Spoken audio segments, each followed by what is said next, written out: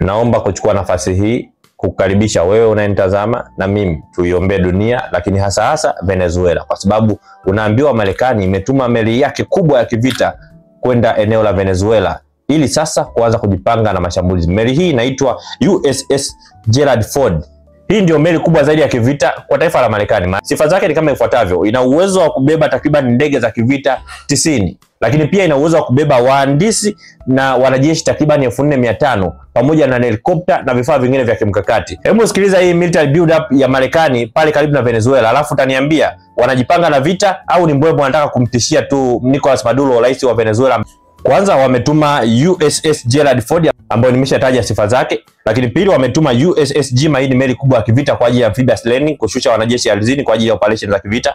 Tatu wametuma meli za kivita aina ya US Jason na US Gravely. Kimsingi hizi tunazitaga destroyers. Huwa zina makombora ya masafa marefu kwa ajili ya kupiga maeneo ya kimkakati kutokea baharini, ikiwemo makombora aina Tomahawk missiles ambayo yamejishikilia maarufu kwa siku za karibuni baada ya Ukraine kuwaomba Marekani wawasaidie ili waweze kuyatumia kuipiga Russia. Kama itoshi, wametuma pia nuclear submarine kwa ajili ya mashambulizi kutokea chini ya bahari. Tuachane na hayo yote, kwenye upande wa ndege ndio balaa. Unaambiwa wameshatuma ndege za kivita aina F-35, F-22 Raptors, F-16, F-15, na hii haitoshi, wametuma pia helikopta muhimu sana kwa ajili ya operation baadhi. Lakini pia wameshatuma ndege zisizo na rubani, yani drones, kwa ajili ya kuspy eneo la Venezuela aina ya MQ-9 Reaper. Wakaona wafunge kazi kwa kutuma ndege yao muhimu sana kwa ajili ya doria inayoitwa P-8 Poseidon, inayotumika kwa ajili ya doria maalum. Haitumiki mara kwa mara, lakini ikitumika maana yake ni kwamba haya sasa ni maandalizi ya vita. Umesikia hiyo military build up? Sasa wewe tafakari, hii kweli ni vita dhidi ya madawa ya kulevya kama anavyoita Rais Donald Trump,